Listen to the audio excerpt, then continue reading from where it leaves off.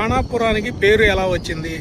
బాణాపురం పేరు అంటే ఇది కాదు కానీ ఈ పాండవులూరు వచ్చిన సంగతి చెబుతాను నేను. చెప్పండి. పాండవులూరు వీడికి వచ్చారు, జమ్మి చెట్టు కింద ఉండరు.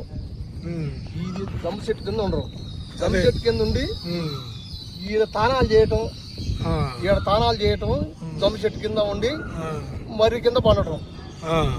మర్రి కింద పండి ఇక రోజులు గడిచినాయి, రోజులు గడుతుంటే ఇక బాణాలు ఈడ చెట్టుకు తగిలిచ్చారు. బాణాలు చెట్టుకు తగిలిచ్చి బారుగా కొండపెళ్ళిపోయారు. మొదగాలి గంధసీరి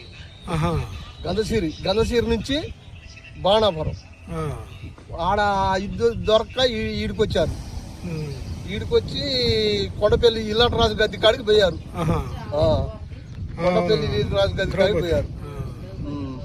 అంటే వాళ్ళకి అనుకూలమైన ప్రదేశం బాణాపురం దొరికింది. నీళ్ళకి గాని ఉండటానికి గాని ఇది ఆయుధాలు దాచిపెట్టుకోవడానికి గాని బాణాపురం అనుకూలంగా దొరికింది. అది మరి ఆనాటి కాలం శివలింగాన్ని అలా వదిలేశారు. ఎందుకంటే మరి గ్రామ పెద్దలు గాని ఎవరు పట్టించుకోవట్లే. మరి ప్రభుత్వానికి మీరు ఏమన్నా పెట్టారా? ఏం దట్లే.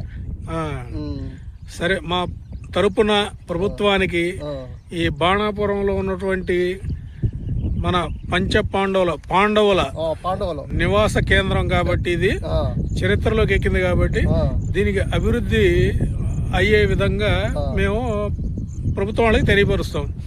ఎందుకంటే ఇక్కడ కూడా జమ్మి చెట్టు కూడా ఉంది. పొలాలు ఉంది, ఒక పొలం గాలికి పడదు, ఒక పొలం ఉంది. అది అప్పుడుదే చెట్టు. మరి సన్నగా ఉన్నది ఏంటండి?